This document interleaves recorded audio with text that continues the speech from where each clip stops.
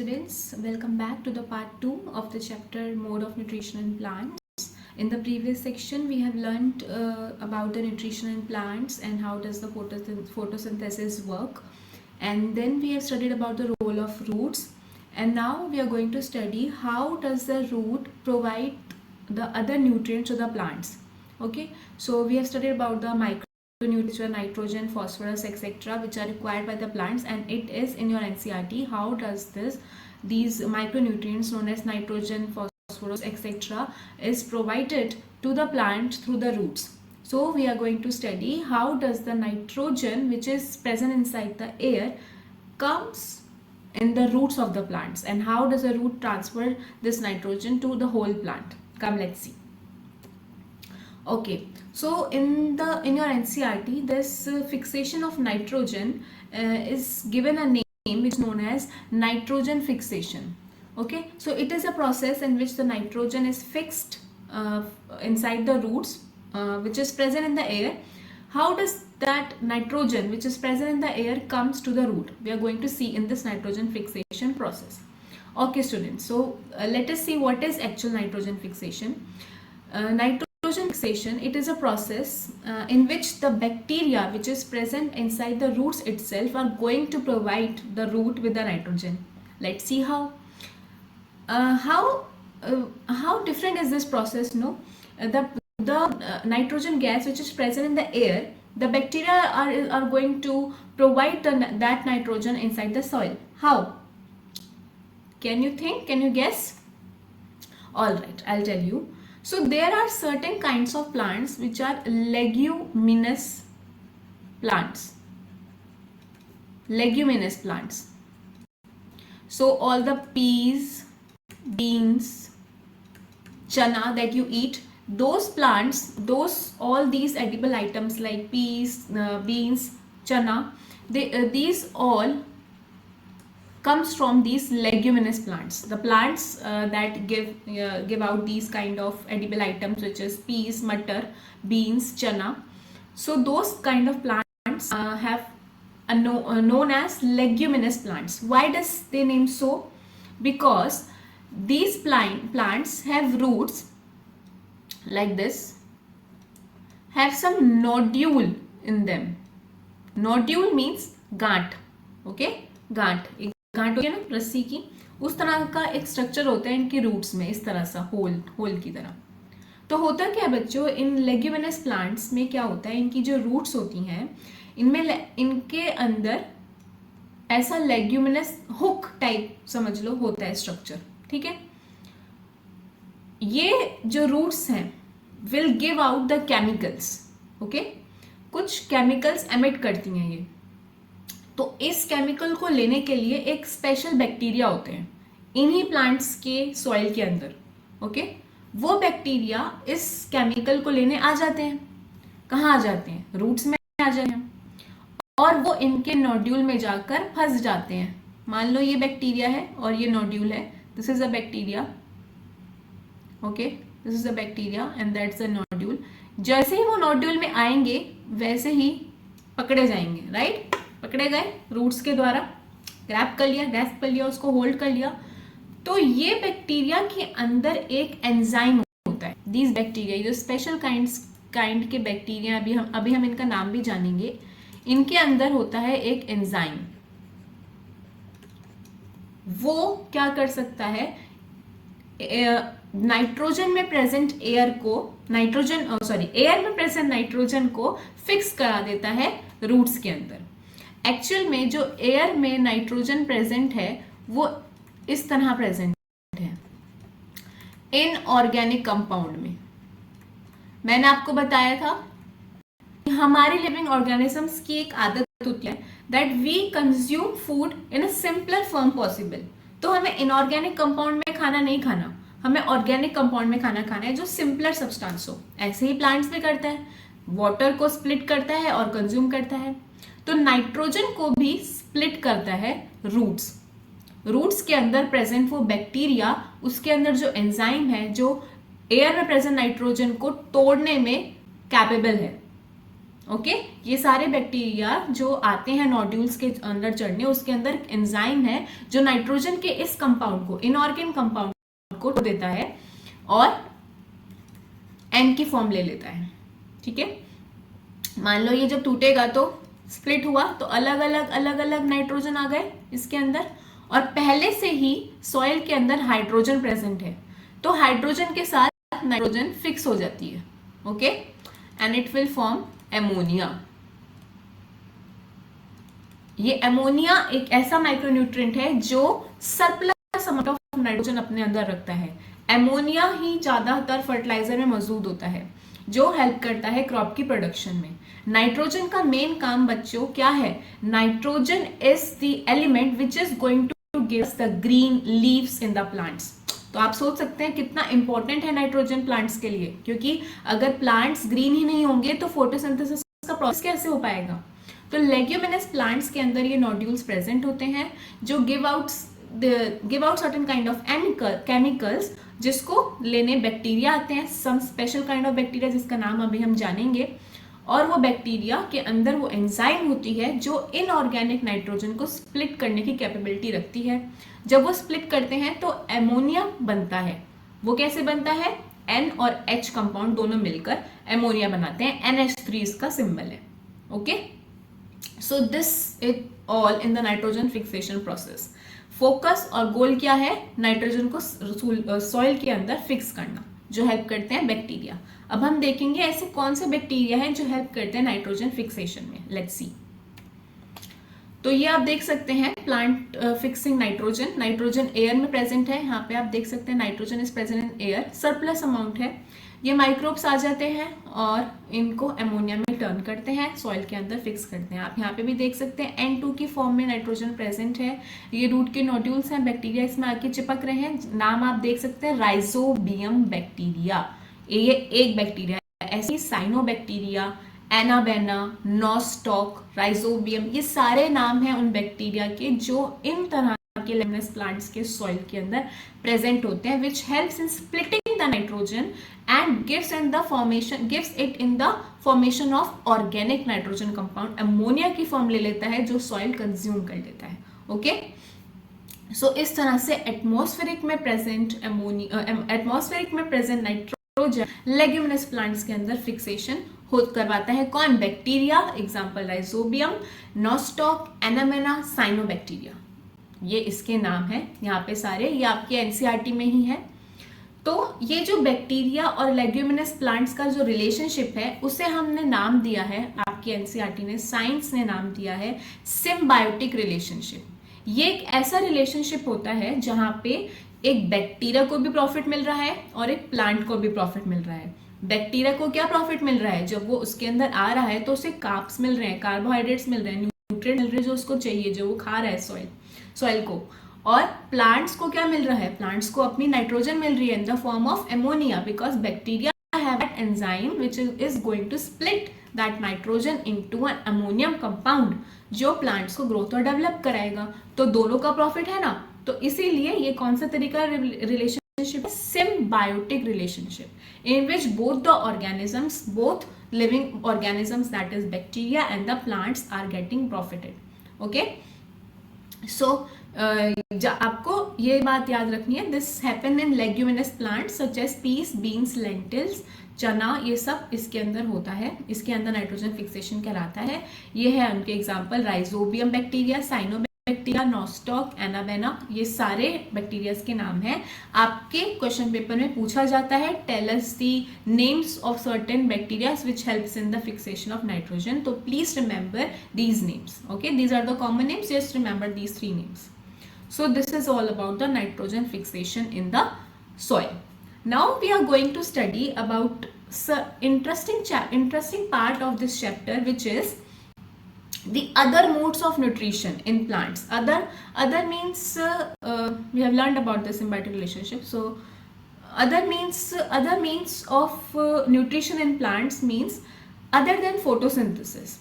अब ऐसा कैसे हो सकता है कि photosynthesis तो हर प्लांट में होता ही है, लेकिन नहीं, हमारे इस अर्थ में कुछ एक्सेप्शनल केसेस हैं। हमारी मदर अर्थ में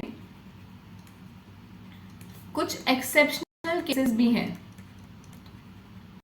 जैसे हम बच्चे भी कुछ अलग होते हैं ना, तो ऐसे ही प्लांट्स भी कुछ एक्सेप्शन लेके पैदा होते हैं। एक्सेप्शन मतलब ग्रीन नहीं होते, उनके अंदर क्लोरोफिल, हमने पढ़ा था chlorophyll pigment, the green pigment, जो बहुत ज्यादा इंपॉर्टेंट है किसके लिए, फोटोसिंथेसिस के लिए, मौजूद नहीं होता। कुछ प्लांट्स में कुछ डिसऑर्डर होता है जो नहीं होता उसके अंदर क्लोरोफिल, पर वो क्या करे, मर जाए, मरते तो हैं at the end of the result, तो एंड ऑफ द डे सभी को मरना है, लेकिन तब तक जब तक वो जिंदा है तो उनको ग्रोथ और नरिशमेंट चाहिए ना।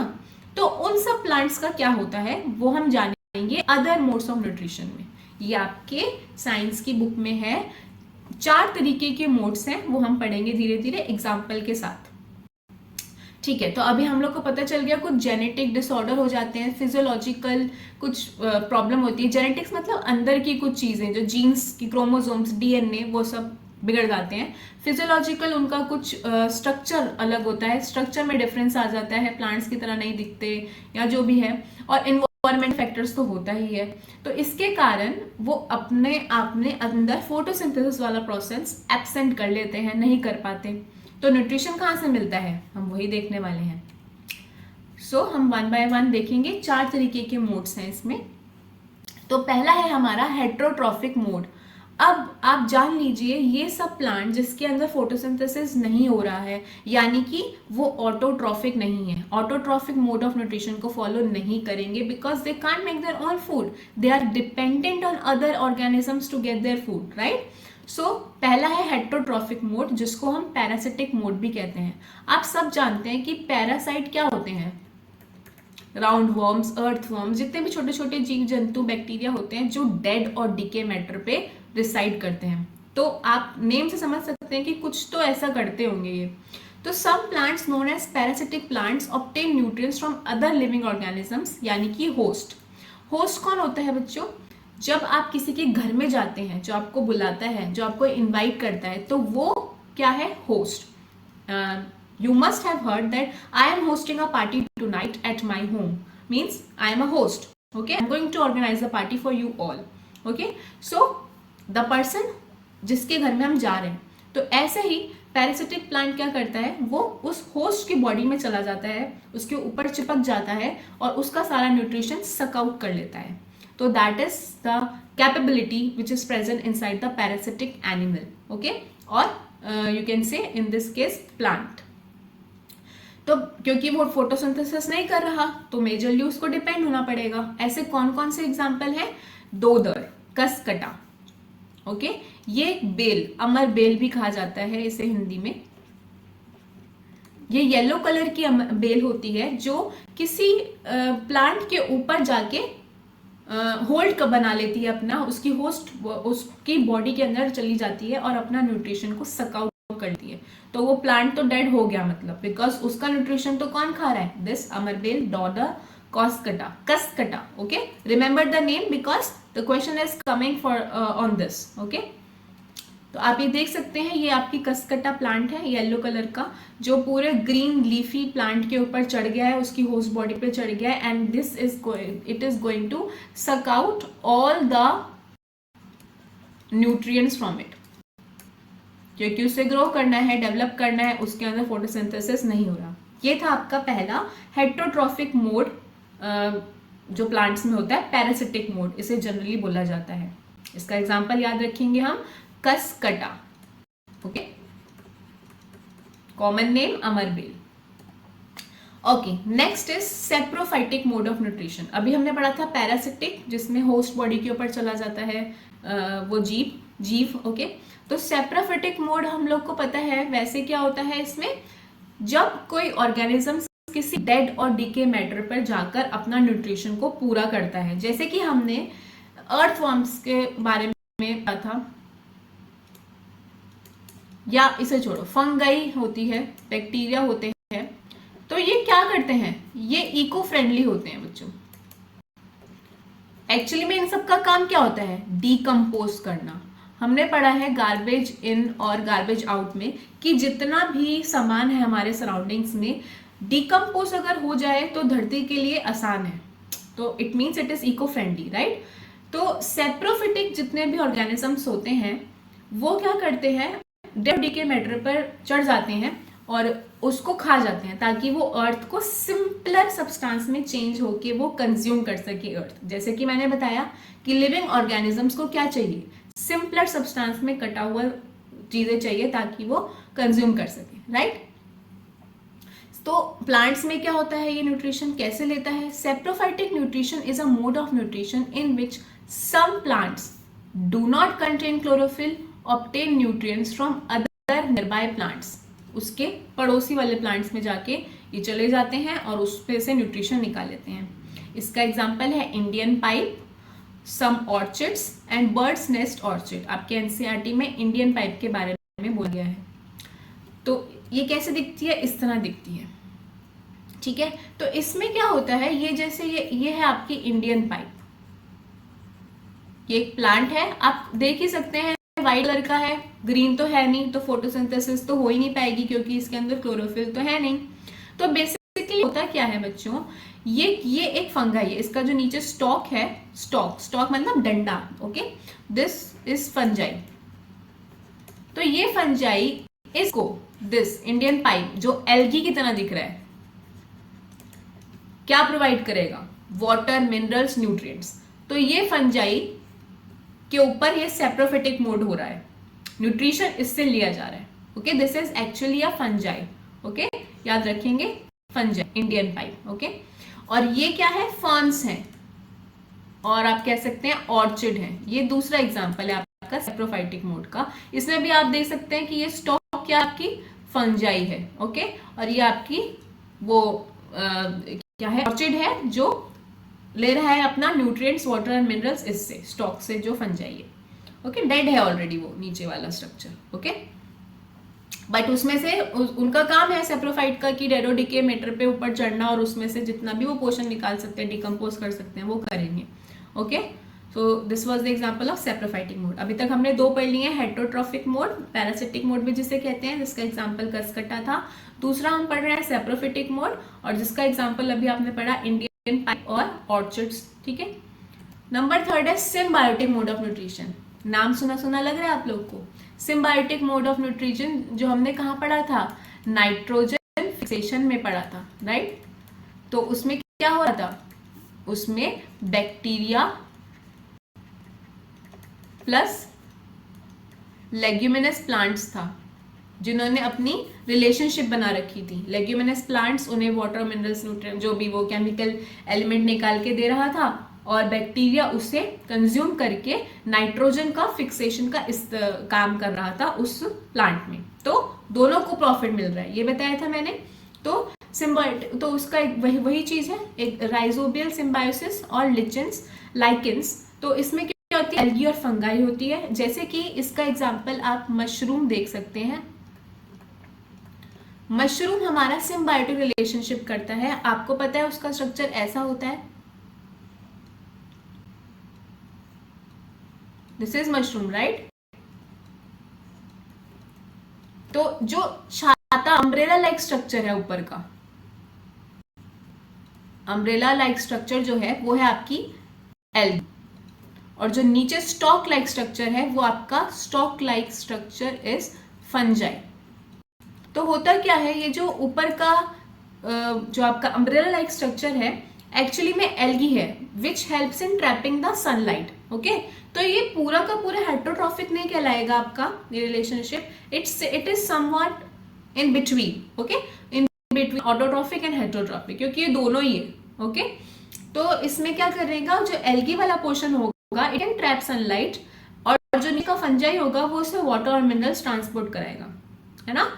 कितनी डाइवर्सिटी है हमारे अर्थ पे, मदर अर्थ पे। गॉड ने कितनी अलग अलग तरीके से चीजें बनाई है, सबको न्यूट्रिशन चाहिए, पर गोल क्या है, ग्रोथ एंड डेवलपमेंट। तो किसी भी चाहिए से किसी भी प्रोसेस से they want nutrition. So lichens है इसका एग्जांपल, आप देख सकते हैं, this is the lichen, okay. Mushroom की तरह ही होते हैं, दे सर्वाइव, एल्गी और फंगाई मिक्सर होते हैं। Algae can trap the sunlight but get it water and minerals from fungi, okay। So तीन तरह के पढ़ लिए अभी हमने, हेटरोट्रॉफिक, जिसको हम पैरासिटिक मोड ऑफ न्यूट्रिशन भी कहते हैं, दूसरा सेप्रोफाइटिक और तीसरा सिम्बायोटिक। अब हम फोर्थ पढ़ेंगे, इंसेक्टिवोरस प्लांट्स। ओके, ये भी एक तरह का मोड ऑफ न्यूट्रिशन है। कुछ हमारे मदर अर्थ पे ऐसे प्लांट्स भी हैं जो उड़ते हुए छोटे छोटे इंसेक्ट्स को ट्रैप कर लेते हैं और उससे न्यूट्रिशन निकाल लेते हैं, उन्हें हम कहते हैं insectivorous plants. These are those plants which help which get their nutrition from the flies, small insects. Okay, they trap those flies and insects and get their nutrition from them. Okay, तो उसके example, insectivorous plants are specialised group of plants that grow in habitats. Habitats माने colony और area. Okay, जैसे कि हम कहीं रह रहे हो तो उसको हम बोलेंगे हैबिटेट। ओके, हैबिटेट यानी कि कॉलोनी और एरिया, रेसिडेंस। ओके, जहां हम रह रहे हो।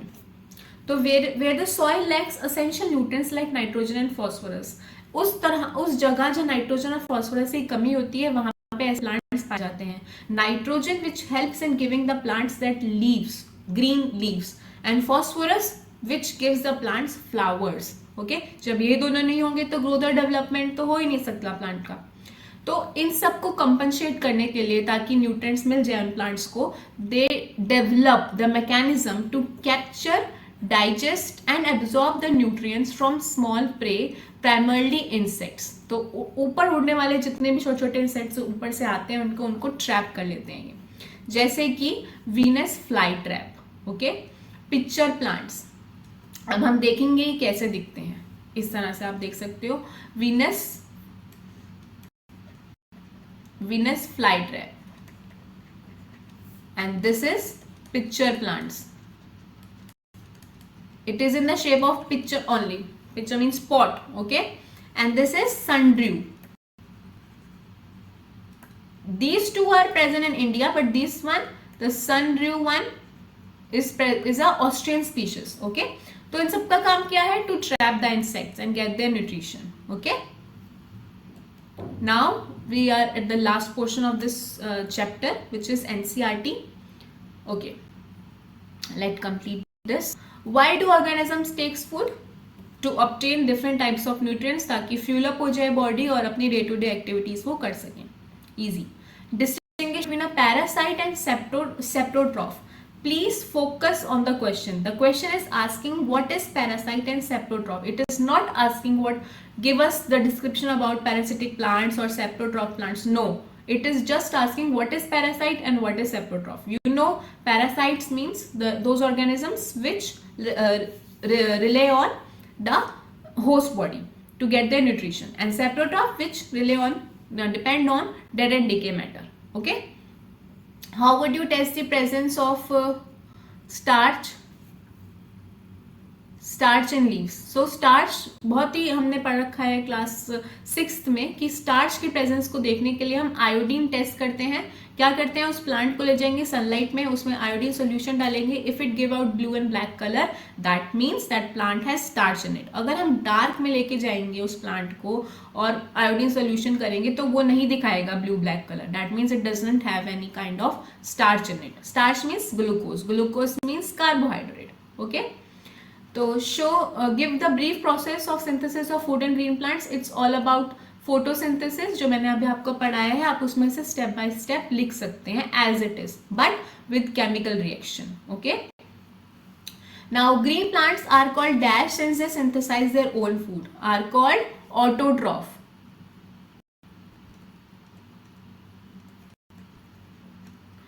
The food synthesized by plants is stored in the as starch. Starch की फॉर्म में होता है ना, ग्लूकोज भी कह सकते हो, but it is starch. In photosynthesis, solar energy is absorbed by the pigment called solar energy बोला है, means sunlight को ट्रैप करने वाला पिगमेंट कौन सा है? Chlorophyll. The green pigment, right?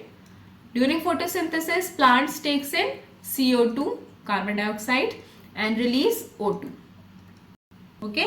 अगर यहाँ पे सोलर एनर्जी की जगह गैस होता तो इनटेक करने वाला कौन सा पिगमेंट होता? Stomata. Alright. A parasitic plant with yellow, slender, and branched stem is Cuscuta, Amarbel. A plant that is partially autotrophic, picture plant. The pores through which leaves exchange gases, stomata. Okay, exchange the gases, stomata. Cuscuta is an example of autotroph, parasite or saprotroph or a host body. Cuscuta is an example of parasite. Okay, parasite. The plant which traps and feeds on insects is pitcher plant.